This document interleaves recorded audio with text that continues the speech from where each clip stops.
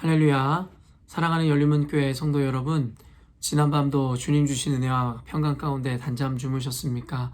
아침을 깨우는 말씀, 수요일 이 아침에 주님께서 우리에게 주시는 말씀은 창세기 42장 1절로 17절까지의 말씀입니다. 오늘 이 본문을 통해서 하나님께서 또 이 아침에 저와 여러분 각 개인의 삶뿐만 아니라 우리 교회 공동체 가운데 주시는 하나님의 은혜와 음성들을 함께 듣고 경험하는 시간 되었으면 좋겠습니다. 오늘 매일 성경에서 지은 오늘 본문의 제목은 한 사람의 아들들이라는 제목입니다. 말 그대로 제목 그대로 이 야곱의 아들 12아들들에 대한 이야기들, 그리고 그 아들들에 대한 어떤 이 과정들, 어떤 이야기들을 소개하고 있는데요. 오늘 본문을 같이 함께 나누면서 과연 오늘의 본문이 우리에게 무엇을 말씀하시는지를 함께 보고자 합니다. 결국에는 이 요셉의 이야기는, 그리고 이 요셉의 이야기의 주제는 하나님의 절대적인 주권과 섭리임을 우리가 알고 있습니다. 또한 그러한 측면으로 우리가 이 말씀을 볼 때에 드디어 하나님께서 꿈을 꾸게 하셨고, 그리고 하나님께서 꾸게 하신 그 꿈을 이루시기 위해서 이제는 하나님께서 그 일들을 진행하시는 것을 우리가 보게 됩니다. 요셉의 이야기를 통해서 우리가 갖는 위로와 안정감이라는 것이 무엇이겠습니까? 결국엔 하나님께서는 당신의 뜻을 하나님의 주권과 섭리 가운데 분명히 이루신다라는 것입니다. 하나님의 그 뜻을 이뤄가는 과정은 때로는 고난과 여러 가지 역경들, 또 우리의 생각과는 다른 여러 가지 과정들은 있겠으나 그럼에도 불구하고 하나님께서 작정하신 일들을 분명하게 조금의 오차도 없이 이루신다라는 것입니다. 그렇기 때문에 저와 여러분처럼 하나님의 그 약속을 받은 언약의 백성으로서, 또한 하나님께서 주신 꿈과 비전을 쫓아 살아가는 자들로서 눈에 보이는 현실이나 상황으로 인해서 조금도 낭망하거나 절망할 이유가 없다라는 것을 오늘 본문을 통해서도 또한 우리가 배우게 되는 것이겠죠. 오늘 매일 성경의 해설자가 이야기하는 것처럼 결국에는 오늘날 이스라엘 땅, 저 당시에 야곱과 그의 자녀들에게 주어진 그 기근과 결국엔 그 어려움이라는 것은 결국 요셉의 꿈을 이루기 위한 기근이었고 고난이었다라고 이야기하더라는 거예요. 요셉의 꿈이 무엇이었습니까? 결국에는 형들의 곡식단이 요셉의 곡식단에 절하는 것, 그리고 해와 달과 그리고 11별이 요셉에게 절하는 것. 여러분, 결국에는 요셉의 꿈이 이루어지기 위해서 결국에는 이스라엘 땅 가운데 그 기근이라는 것, 그 고난이라는 것이 필연적으로 주어졌어야 된다는 것입니다. 그리고 결국에는 이 하나님께서 요셉에게 꿈을 꾸게 하셨고, 결국엔 그 기근을 통해서 이루시고자 하는 일이 뭐라고 이야기합니까? 결국에는 야곱의 가족을 구원하고 더불어 번성케 하기 위한 하나님의 꿈을 이루기 위한 기근이라고 해설자가 설명하고 있더라는 것입니다. 어떻게 보면은 이 요셉의 이야기에서 아까도 이야기했지만 가장 큰 주제와 중심은 하나님의 주권과 섭리일 텐데, 요셉의 이 이야기의 과정 가운데는 그 섭리와 주권을 이루기 위한 고난이라는 것이 요소마다 필수적으로 등장하게 됩니다. 요셉이 결국에는 형들에게 매를 맞아 애굽으로 팔려갔던 일이나, 결국에는 아무리 성실하게 하나님 앞에 온전한 신앙생활을 하였지만 누명을 쓰고 감옥에 갇혔던 일들이나, 결국에는 오늘 또 이스라엘 땅 가운데 기근과 이런 이 굶주림의 시기가 오는 그 고난의 시기든, 결국에는 하나님의 뜻을 이뤄가고 온전한 하나님의 계획이 성취되는 과정에는 어쩌면 이 고난과 기근, 우리가 당하는 어떤 환난은 필수적일 수 있다라는 생각이 자연스럽게 들 수밖에 없는 내용입니다. 인간이라는 존재는 여러분도 알다시피 등이 따시고 배부르면 결국에는 교만하고 오만한 자의 자리에 설 수밖에 없는 것이 인간의 본성이라고 성경에서는 늘 우리에게 여러 모양으로 가르쳐 줍니다. 그래서 우리가 도리어 하나님 앞에 겸손을 지향해야 되고 하나님 앞에 무릎 꿇어야 하는 순간은 우리 인생이 뭔가 잘 나가고 우리 인생이 뭔가 잘 되고 있을 때여야 한다고 성경에서는 또한 우리에게 이야기해 주는 것이겠죠. 인간이란 존재는 당연하게 가난하고 기근이 있고 고난과 핍박과 어려움 가운데서는 겸손하기 싫어도 겸손할 수밖에 없는 것이죠. 왜냐하면 환경 자체가 우리를 고통스럽게 하기 때문입니다.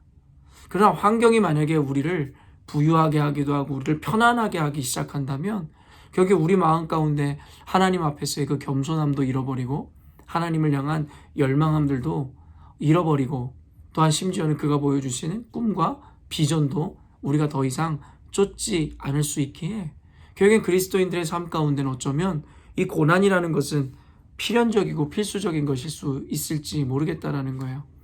그래서 만약에 오늘 이 야곱과 그 자녀들에게 이 기근, 이스라엘 땅의 그 기근과 그 환란과 고난이 없었다면 오늘 이 애굽으로 찾아가지도 않았을 것이고 결국에는 거기서 요셉과 이 같이 만나는 일들, 재회하는 일들도 없었을 것입니다. 더불어 야곱과 그 자녀들, 즉 이스라엘의 백성들이 결국에는 하나님의 놀라운 섭리와 또 그 뜻을 받아들이는 그 과정 가운데로 나아갈 수 없었을 것입니다. 그러므로 결국에는 오늘 성경에서도 해설자도 이야기하듯이 그들에게 닥쳐왔던 이 기근이라는 것은 저주도 재앙도 아닌 결국엔 그들을 하나님의 꿈을 이루기 위한 하나님의 섭리를 위한 그 과정 가운데 두시기 위하여 허락하신 일이라 이야기하고 있더라는 것입니다. 그래서 로마서 8장 18절에 현재의 고난은 장차 올 영광과 비교할 수 없음에 대해서 함께 나누고 있는데요. 여러분, 그리스도인인 저와 여러분 그리고 교회인 저와 여러분은 이 세상을 살아가며 주의 꿈을 붙잡고 하나님의 섭리를 바라보며 나아갈 때에 이러한 고난과 어려움은 필연적으로 따라오게 됩니다. 그것이 어떤 악인에 의해서 이루어지는 일이든 아니면 스스로의 연약함과 죄로 인해 이루어지는 일이든 상관없이 결국엔 고난이라는 것을 통해서 결국엔 하나님께서는 당신의 뜻을 이루게 하시고 결국엔 그 고난을 통해서 우리 안에 온전한 믿음을 보길 원하시므로 그 고난은 장차 영광과 비교되는 어떤 것이라는 이 규정이 주어질 수 있다는 것입니다.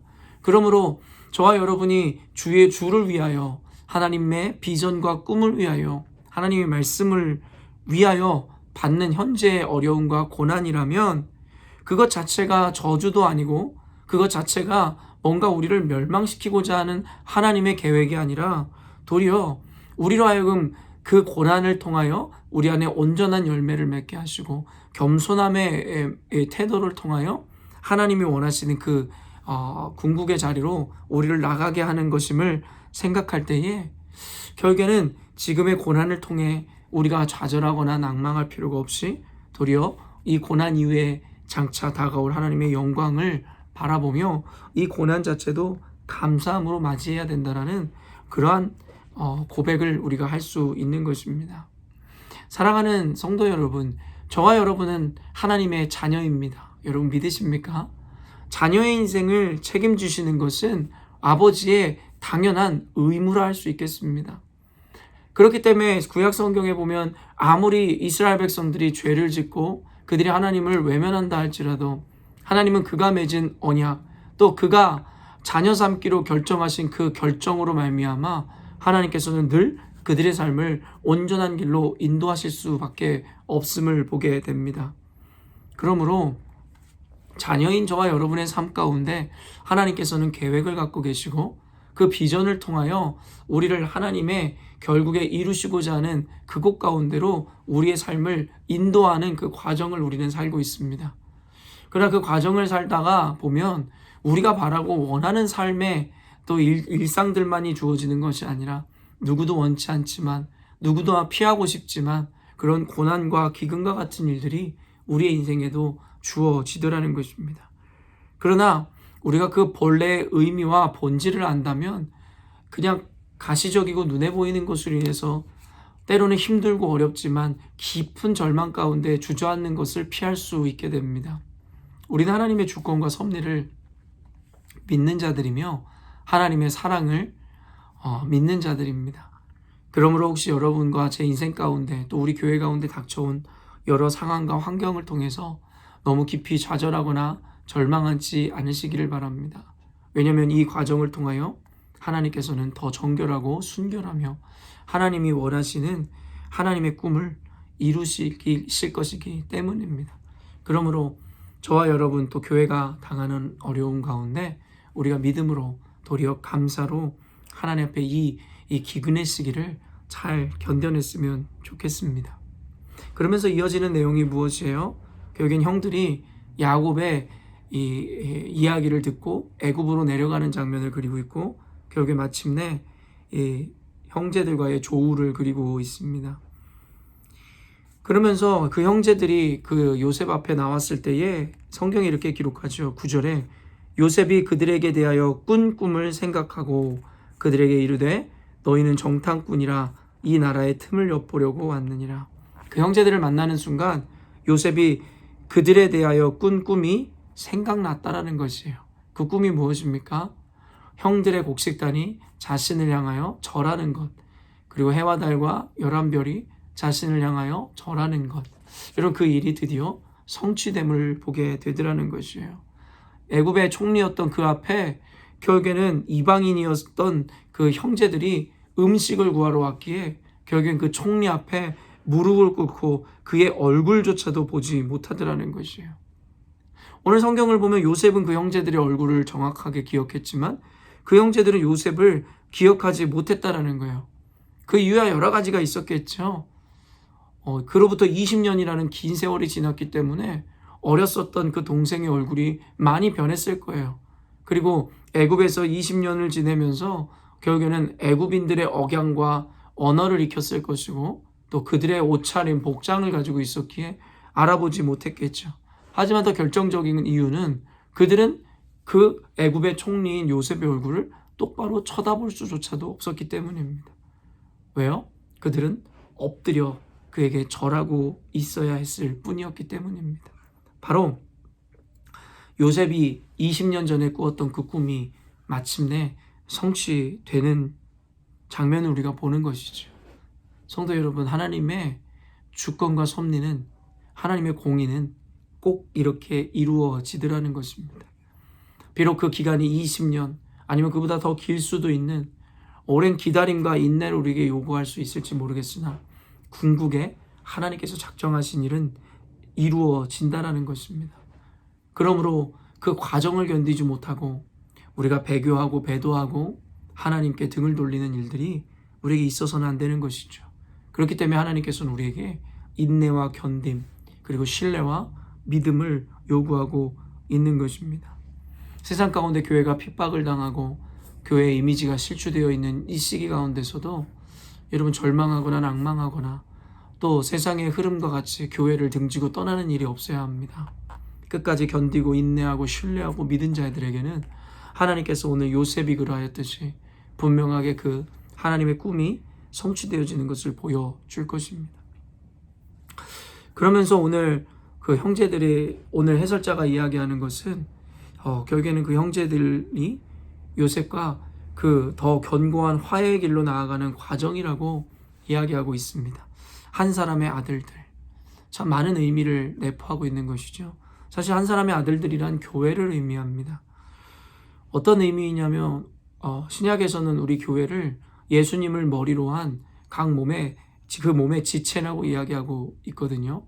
결국엔 우리를 모두 한 가족이고 식구라고 이야기하고 있더라는 것입니다. 그러면서 이야기하는 것이 무엇입니까? 깨어진 그 가족의 관계, 한 운명 공동체로서의 관계가 회복되어지기 위해서 우리에게는 인내와 시간이 그리고 신뢰가 필요하다라는 이야기를 우리는 이 이야기를 통해서 볼 수 있습니다. 저는 우리 열린문교회 성도들이 또한 이 시대에 찢어진 교회들, 각 교회마다 교단마다 다투고 있는 그 상황 가운데 저는 하나님께서 분명히 하나됨의 은혜들을 허락하시는 그날이 올 것이라 믿습니다. 요셉이 자신을 죽이려 했었던 그 형제들과의 조우를 통하여 결국엔 더 깊은 관계, 회복을 이루듯이 저는 우리 열린문교회뿐만 아니라 이 시대의 모든 교회들, 분열되고 나뉘어진 그들이 하나님 앞에서 주의 말씀 안에서 회복되고 서로 더 깊은 연합의 관계를 이루는 날이 올 것이라고 확신합니다. 오늘 요셉을 죽이려 했었던 그 형제들, 그럼에도 불구하고 그 형제들을 맞이하고 용서하는 그 요셉의 앞으로 펼쳐질 이야기들을 통해서 결국에는 현재 우리 교회와 또 이 시대의 교회들에게 하나님께서 말씀하시는 그 회복과 연합의 예언이라고도 저는 들려집니다.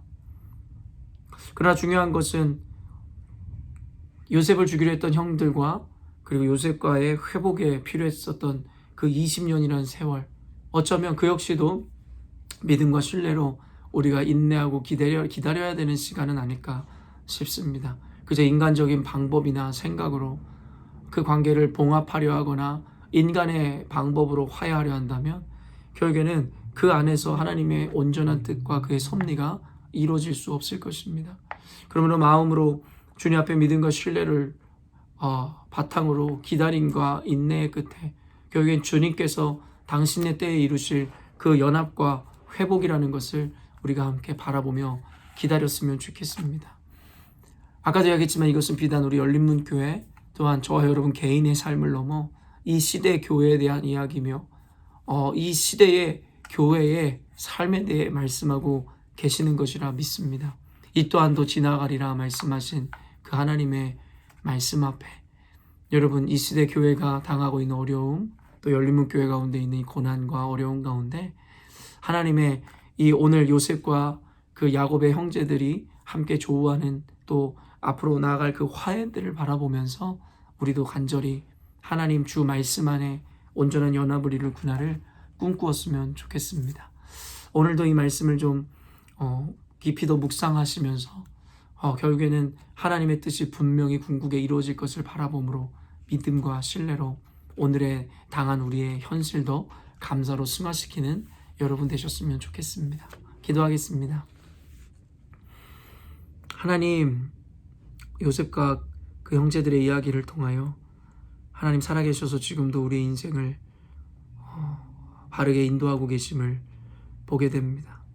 비록 눈에 보이는 것은 기근이고 핍박이며 환난일지 모르겠으나 그 또한도 하나님의 자녀들에게는 저주가 아닌 하나님의 뜻을 이루기 위한 과정임을 기억할 때에 도리어 우리가 당한 현실 앞에 감사로 하나님께 고백하는 우리 인생이 되게 하여 주시옵소서. 요셉에게 꿈꾸게 하신 그 꿈을 이루신 주님, 결국엔 그 형제들이 그가 꿈과 같이 20년이 훌쩍 지나고 나서야 요셉의 발 앞에 엎드리는 장면을 보게 됩니다. 하나님, 요셉을 죽이려 했었던 그 형제들이었지만 결국 오늘의 만남과 조우를 통하여 이제 하나님께서 더 깊은 관계와 회복의 단계로 이끌어 주실 것입니다. 이 시대가 교단마다 교회마다 분열을 일삼고 있으며 우리 열린문교회마저도 너무나 당면한 아픈 현실 가운데서도 주께서 궁극적으로 이루실 이 회복을 바라봄으로 견디고 인내할 수 있도록 은혜 허락하여 주시옵소서. 다만 인간이 자신의 방법으로 이 관계의 회복을 위하여 애쓰지 않게 하여 주시고 20년이라는 시간이 필요하였듯이 우리 열린문 공동체와 이 시대의 교회 가운데 그 회복의 시간이 필요하다면 그 가운데서도 능히 하나님의 뜻을 바라보며 인내하고 기다리며 기도할 수 있는 우리 공동체가 되게 하여 주시옵소서. 야곱의 삶 가운데 이루신 하나님의 그 온전하신 뜻과 섭리가 우리 교회와 이 시대의 교회 가운데 온전히 이루어질 줄로 믿습니다. 주님 영광 받아주시고 오늘도 이 믿음으로 우리가 당면한 현실과 삶 가운데 감사함으로 견뎌내는 우리 성도들 되게 하여 주시옵소서. 감사드리며 예수님의 이름으로 기도합니다. 아멘. 사랑하는 열린문교회 성도 여러분, 오늘도 주님께서 허락하신 최고의 하루를 맞이하였습니다. 오늘 하루를 살아갈 때에도 늘 주권과 섭리 가운데 우리 인도하시는 주님을 바라보심으로 우리 인생 가운데 삶 가운데 어떠한 환경과 상황을 만나더라도 하나님 앞에 영광 돌리는 오늘 하루가 되었으면 좋겠습니다. 내일 아침에 또 뵙도록 하겠습니다.